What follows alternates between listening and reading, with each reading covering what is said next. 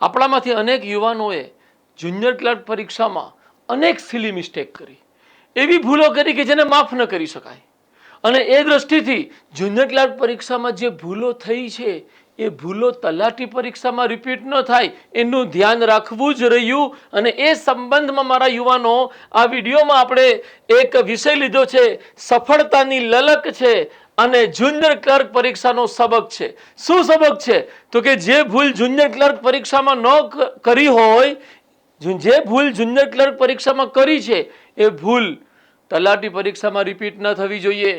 અને એ બાબતમાં મારા યુવાનો કઈ ભૂલો કરી, બધા જ લોકો મૂંઝાઈ રહ્યા છે કે અમે ભૂલો બહુ મોટી કરી છે, પરંતુ શું તમે ભૂલની ગણતરી કાઢી કે તમારી ખરેખર કુલ કેટલી ભૂલો છે? અમે લોકોએ કેટલાક વિદ્યાર્થીઓનો સર્વે કરી અને એમનાથી પેપર દરમિયાન થયેલી નાની મોટી મિસ્ટેક્સને સેટ કરવાનો, એનું આખું એક વર્ગીકરણ કરવાનો પ્રયત્ન કર્યો છે કે જેથી કરીને તમામ વિદ્યાર્થી ભાઈ બહેનોને એ નિષ્કર્ષ આપી શકાય કે તમે જો આવી ભૂલ કરી હોય તો તમે હવે આગળના પેપરમાં આ ભૂલ ન કરતા. અમે આવી કુલ 5 ભૂલોની અમારા સર્વેક્ષણ દ્વારા ઓળખ કરી છે કે આવી 5 ભૂલોમાંથી કોઈ ભૂલ અથવા બધી ભૂલ તમે પણ તમારા જુનિયર ક્લર્કના પેપરમાં કરી હોઈ શકે. મારા યુવાનો, એમાં પહેલી વાત છે કે પહેલી 5 મિનિટમાં સંપૂર્ણ પેપર ઉપર નજર કરવાનું ચૂકી ગયા.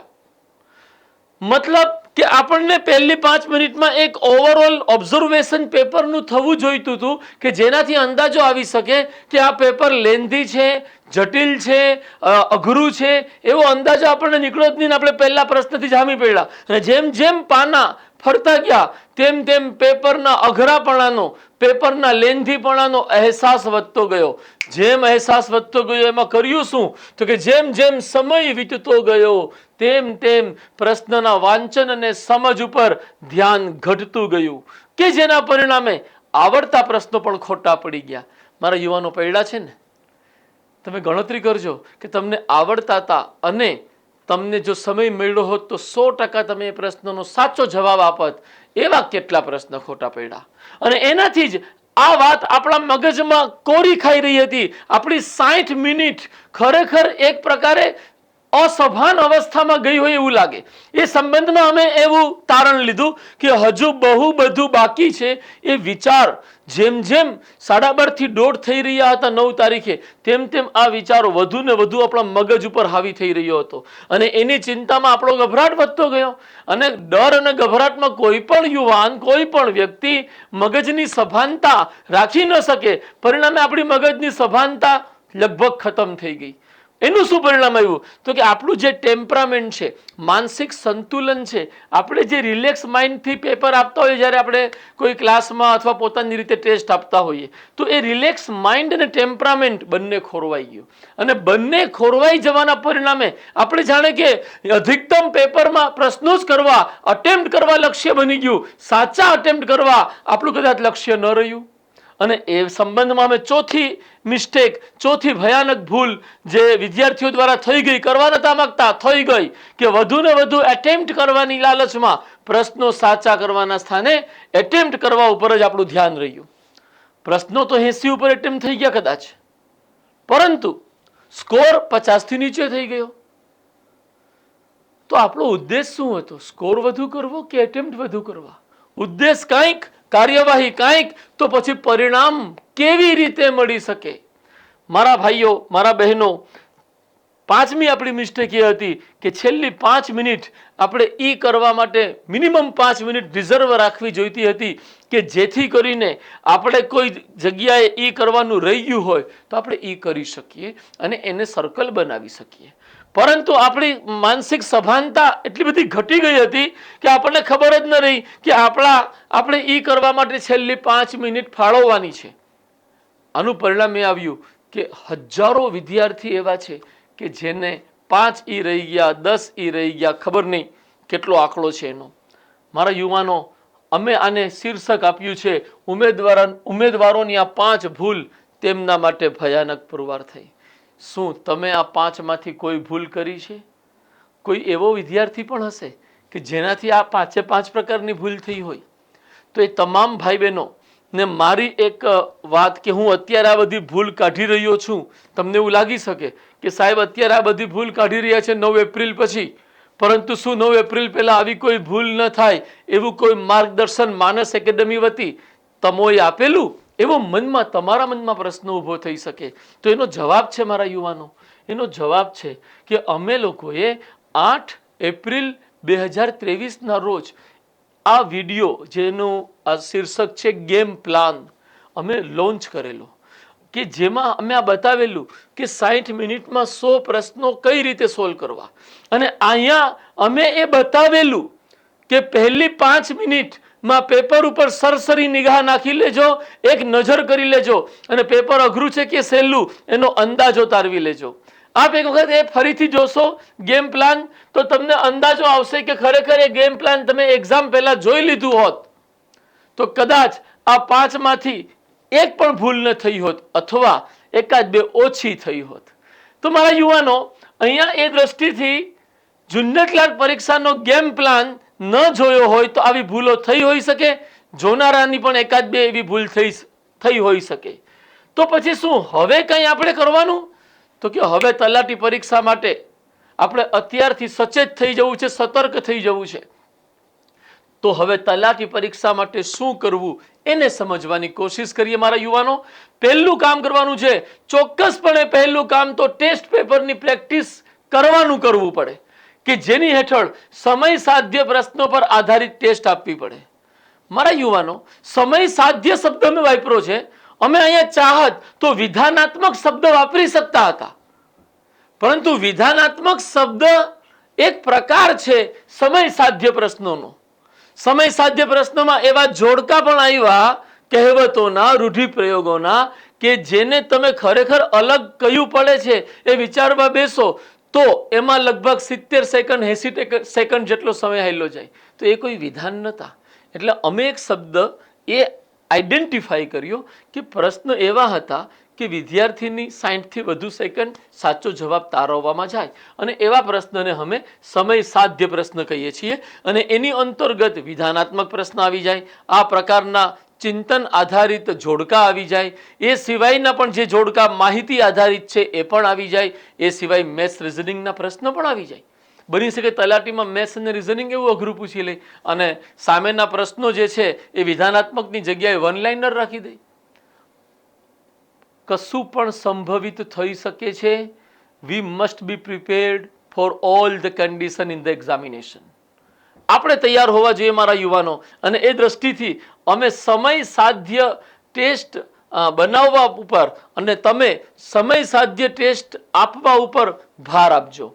પરંતુ એટલું સભાનતા અહીંયા રાખજો કે આનો અર્થ એ નથી કે આવનારા 20-25 દિવસ આપણે 24 કલાક ટેસ્ટ જ આપતા રહીએ. એ નથી કરવાનું કે ટેસ્ટ આપ થઈ રહ્યા છે. ખરેખર કરવાનું છે એ રીતે કે ટેસ્ટ આપણે જે ઉદ્દેશ છે 60 મિનિટમાં રિલેક્સ માઇન્ડ સાથે, ટેમ્પરામેન્ટ સાથે આપણે કેટલા પ્રશ્નો એટેમ્પ્ટ કરી શકીએ છીએ અને એમાં કેટલા સાચા કરી શકીએ. જો સમય સાધ્ય પેપર હોય તો શું આપણને જેટલા આવડતા હોય એટલા ખરેખર આપણે હાંસલ કરી શકીએ છીએ? અને એ સંદર્ભમાં આપણું બીજું આપણે શું કરવાનું આવે તો કે બીજું કાર્ય છે, આપણી પાસે રિવિઝન માટે સમય સીમિત છે. એટલે કે અધિકતમ 5 થી 10 ટેસ્ટ જ આપણે આપવી જોઈએ. કોઈ 20 ટેસ્ટ કે 25 ટેસ્ટના ફેરમાં પડતા નહીં. બાકી આટલી બધી ટેસ્ટમાં ક્યાંક સ્કોર ઓછો થશે તો વળી આત્મવિશ્વાસ તૂટશે, વળી પાછી આપણો ઉત્સાહ ઘટશે. તો અમારો અભિગમ છે કે અત્યારના સમયગાળામાં, ધેટ મીન્સ કે એપ્રિલના આ છેલ્લા 15 દિવસ અને મે મહિનાના પહેલા 5 દિવસના સમયગાળા દરમિયાન આપણે 5 અથવા મેક્સિમમ આપી શકીએ તો 10 થી વધુ ટેસ્ટ ન અપાય. 5 થી 10 ટેસ્ટ આપવાનો અભિગમ રાખજો. આખો દિવસ પેપર કરવાનો પણ કોઈ ફાયદો નથી. અને આ જ્યારે તમે ટેસ્ટ આપો તો જેટલી જરૂરી ટેસ્ટ આપવી છે એટલું જ જરૂરી ટેસ્ટના અનુભવના ફીડબેકને આવનારી ટેસ્ટમાં અમલમાં મૂકવું છે. આનો તાત્પર્ય શું થયો કે પહેલી ટેસ્ટ આપી, પહેલા ટેસ્ટના ફીડબેક, સમય કેટલો, પ્રશ્ન કેટલા થયા, એમાં પૂરા મનથી કર્યા, સમય પૂરેપૂરો ફાળવ્યો તો ઓન એન એવરેજ કેટલી સેકન્ડ જાય છે, આ સેકન્ડને ક્યાં ઘટાડી શકાય, પેપર આપવા દરમિયાન તમારાથી કઈ ભૂલો થઈ, કઈ જગ્યાએ વધારે સમય આપી દીધો, બિનજરૂરી વધારે સમય આપી દીધો, એમાં તમને શું નિર્ણય લેવાની જરૂરિયાત હતી, આ બધા ફીડબેક લખો. મતલબ ટેસ્ટ 1 કલાક આપ્યા પછી 2 કલાકની ટેસ્ટના ફીડબેક માટે બેઠો, શાંતિથી વિચારો. અને એ જે તમે ફીડબેક લેશો એ ફીડબેકના આધારે બીજી ટેસ્ટમાં એ ભૂલ અને એ સંદર્ભમાં જે જરૂરી સુધારા છે એ થઈ જવા જોઈએ. 5મી બાબત, ખાસ કરીને એટલો સુધારો તો આપણામાં ચોક્કસ થઈ જ જવો જોઈએ કે જેટલા પ્રશ્ન આપણને ખરેખર આવડતા હોય એટલા ખરેખર સાચા કરીને પણ આવીએ. ઘણા વિદ્યાર્થીઓ એવા છે કે જેમને 60થી વધુ પ્રશ્ન આવડતા હતા, 70થી વધુ પ્રશ્ન આવડતા હતા, પરંતુ ટાઈમ મેનેજમેન્ટમાં એ પ્રકારે માર ખાધો અને એ પ્રકારે ગભરાટમાં પોતાનું ટેમ્પરામેન્ટ ગુમાવ્યું કે અત્યારે એનો સ્કોર 40, 42, 45 છે. તો અહીંયા આપણું લક્ષ્ય, જે આપણે 5 કે 10 ટેસ્ટ આપવા માંગીએ છીએ, લક્ષ્ય એ હોવું જોઈએ કે બધા આપણને આવડતા હશે એવો દાવો નથી, પરંતુ જેટલા આપણને આવડતા હોય એટલા તો સાચા કરીને આવીએ એટલી ક્ષમતા મેળવી લેવી છે. અને એ સંદર્ભમાં મારા યુવાનો કે જેટલા પ્રશ્ન આપણને ખરેખર આવડતા હોય એટલા ખરેખર સાચા કરીને પણ આવીએ અને ખોટા તુક્કા અધૂરા વાંચનના આધારે જવાબ ઉપર ઉતરી જવું, અધૂરું સમજના આધારે જવાબ આપણે નક્કી કરી લેવો, એવા તુક્કામાંથી મુક્ત થઈએ. મારા યુવાનો, હવે તલાટી પરીક્ષા માટે શું કરવું, તો કે આ 4 બાબતો ઉપર ધ્યાન આપવું.